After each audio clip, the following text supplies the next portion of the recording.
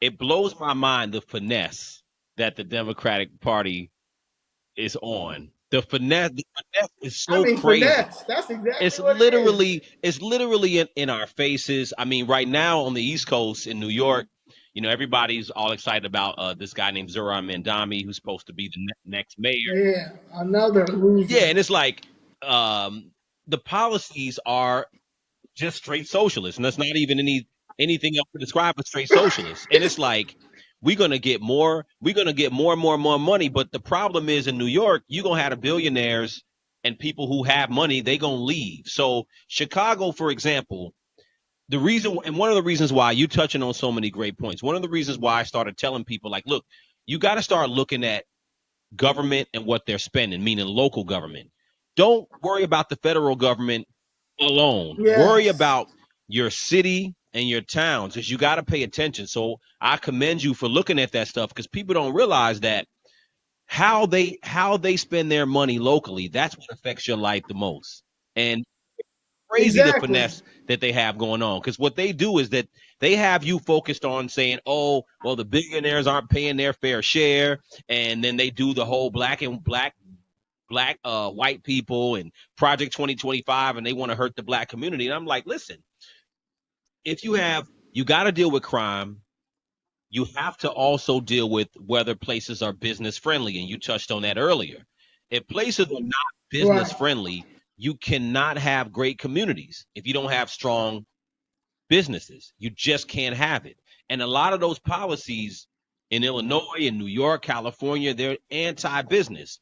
But at the end of the day, Mm-hmm. the reality is, and this is what I see happening too, is that a lot of people moved as far as business people who have money, who can invest and do business wherever they want. They have moved to Texas, Florida, Tennessee, places that are business friendly, and places like Chicago. It's scary to think about what the future is going to be. It's really scary to me. I'm literally scared because the finesse is just crazy. And I'm like, who's going to be Right. holding the bag to pay the not the federal taxes, but the local and state taxes?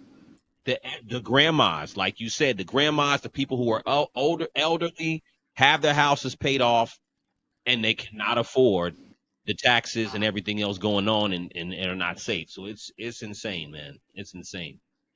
Yeah. It's like no. I feel like no elder like after a certain age you shouldn't be paying no taxes on those, especially if the house is Hell paid yeah. off. Like that's done. Now I feel like if you had got like a maybe a second or reverse mortgage something like that, you have to take care of Sure. that. You have to. But as far as taxes, you should not be losing your Yeah. home for taxes. Yeah. Absolutely. I mean, the idea Yeah. of losing your home, the taxes, and even to get a nasty tax increase as an elderly person is just No, and as a black person, honestly, to be quite honest, as a black person in this right. country, Well, there's no reason why we're for paying example, and taxes. even at the labor union rally they had yesterday, Brandon Johnson, and there were a few other people. The thing that is unsettling to me is sometimes what they'll do. The Democratic Party, I noticed that they do is that they tend to kind of tether black problems with a bunch of other problems. So, you know, Right, and that's a problem too. That's why another reason why I appreciate President Trump, because if people would stop hating him and look to see what he's doing, because all he's doing is separating us, which we need to be a long time ago. Because the problem is we've been lumped in with yes, everybody, and what he's doing is something that needs to be done. And unfortunately, y'all feel some type of way because y'all are triggered because he's white. right, Y'all triggered because he's white, and y'all feel like he's white and Republican. All Republicans yes, are rich, and that's not the right, case. right. You understand? They're every Democrat is not rich, but they got billionaires. Oh They got a hell yeah, lot. You think that Trump is a billionaire? You think that he's taking care of his billionaire friends? That's what y'all right. want to say. Look what Brandon Johnson is doing. Look what Governor Pritzker is doing. They've all You enriched understand? Like, themselves. look at what George Soros is Exactly. doing. Yes. They've all enriched themselves at the end of the day. You know. Right. But why would I not? I'm a capitalist. I tell people I'm for people Yes. for profit. Why would I not put my people on Exactly. in my group? Exactly. And I would hope that they will do the same thing.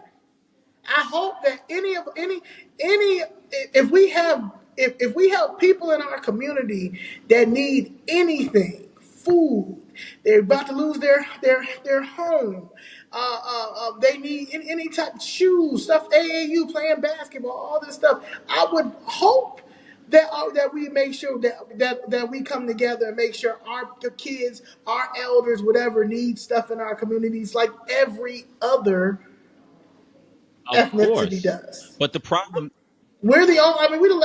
That's.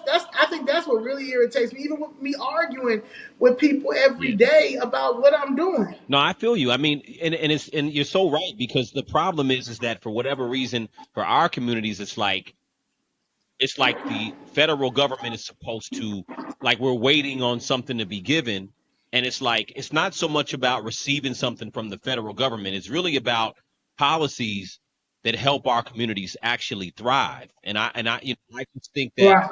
a lot of the policies, just for again an example of Chicago, a lot of the policies are not helping us thrive.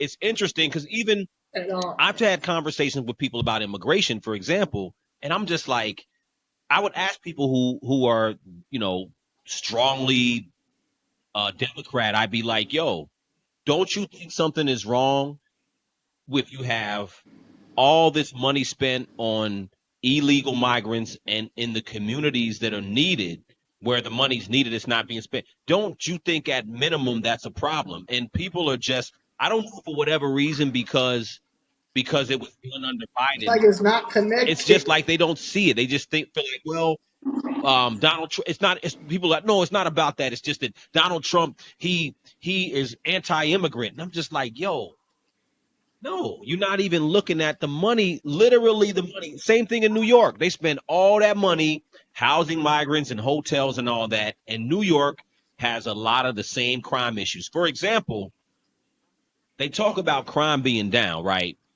And I was telling Right. people, I'm like, you know what, you gotta look under the hood a little bit. So, for instance, a couple weeks, maybe a couple months ago, I had did a reaction video about Chicago being number one in murders for 13 years straight. And then recently, when Trump and the National Guard, went into, DC and Baltimore, and then they were talking about coming to Chicago, then you started hearing all this conversation about crime being down. And the interesting thing is Right. that the numbers depend on the context. So, for instance, for cities that have 1 million people or more, Chicago is number one, from my understanding. Now, if you look at smaller Right. cities, maybe Memphis, St. Louis, some of those rank on top of Chicago, but they don't have the same amount of people. So when you look at larger cities, Chicago's tip top up there. But they're gonna sit up here and pretend like Trump and all of them are just making it up, and they just want to upstage Brandon Johnson and Pritzker and so on. I'm like, listen, y'all got to see what's really going on. You got to actually take a step back and Right. actually look at the facts.